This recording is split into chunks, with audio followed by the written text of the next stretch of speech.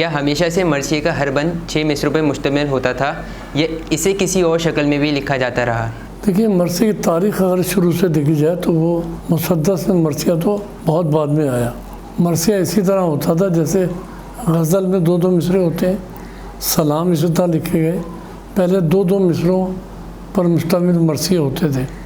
یہ بات ہے دکن کی جو تاریخ ہے، حیدرآباد دکن کی، جو کئی صدیوں پہلے کی ہے، جب اردو نے اپنے قدم جمائے ہیں تو 2 مصروں کے، یعنی آپ کے آسانی کے لیے ہمارے سامعین اگر یا ناظرین جو ہیں وہ اس کو سمجھنا چاہتے ہیں، جیسے غزل ہوتی ہے اس طرح لکھا جاتا ہے، لیکن پھر بعد میں 4 مصرے مرثیے میں لکھے جانے لگے، اسے مربع مرثیہ کہتے تھے۔ سودا جو ایک بڑے اردو کے بڑے شاعر ہیں، انہوں نے پہلی مرتبہ 4 مصروں سے نکل کے اور 6 مصروں کے ساتھ مرثیہ کہا یہی جاتا ہے کہ سکندر پنجابی ایک شاعر تھا جس نے 6 مصرے لکھے، کوئی کہتا ہے کہ تحقیق کہتی ہے سودا نے لکھے، لیکن اس سے پہلے بہت بڑی تاریخ ہے، اگر ہم اس کا بیان کریں تو بہت بڑی دراز تاریخ ہے۔ قلی قطب شاہ اصل میں حیدرآباد دکن کے جو بادشاہ تھے وہ اسی مسلک اور عقیدے کے تھے، اور محرم میں وہ بہت غم منایا کرتے تھے امام کا، تو مختلف حیاتیں ہوتی تھیں، اس میں 4 مصرے بھی ہوتے تھے، 3 مصرے بھی ہوتے تھے، 2 مصروں میں بھی کہا جاتا تھا۔ تاریخ میں یہ کہ سودا جو ہیں وہ پہلے شخص ہیں جنہوں نے اس کو 6 مصروں کی صورت میں کہا، جو آپ نے سوال کیا، اس کو مسدس کہتے ہیں۔ ابتدائی 4 مصرے، پھر 2 مصرے جس کو بیت کہا جاتا ہے۔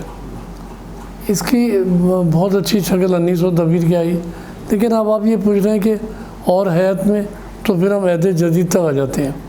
آزاد نظم کی صورت میں مرثیہ لکھا گیا اور مرثیے کی فارم تبدیل کی گئی، 3 مصرع مسدس میں بدل دیا گیا، وہ بھی ایک فارم ہے، کسی بھی فارم میں لکھا جاتا ہے۔ مشہور مصور صادقین جو ہیں انہوں نے رباعی کی فارم میں مرثیہ لکھا، تو رباعی کے بحر میں، تو یعنی کوئی قید و بند نہیں ہے مرثیہ۔ ہاں یہ ضرور ہے کہ مسدس کی فارم سب سے مضبوط ہے، انیس و دبیر اس کی ایک بڑی آواز ہے۔ ہمارے دور میں جوش علی آبادی، آل رضا، نسیم روی صاحب اور پھر لاتعداد شاعر ہیں جنہوں نے مسدس کو اپنایا ہے، تو مسدس کی عہد کو پابند نہیں ہے۔ ہاں یہ میں بار بار وہی بات کہہ رہا ہوں، یہ ضرور ہے کہ وہ مسدس کی فارم جو ہے اس میں بڑا استحکام ہے، اور اردو کے بیشتر مرثیہ نگار نے اسی کو اپنایا ہے۔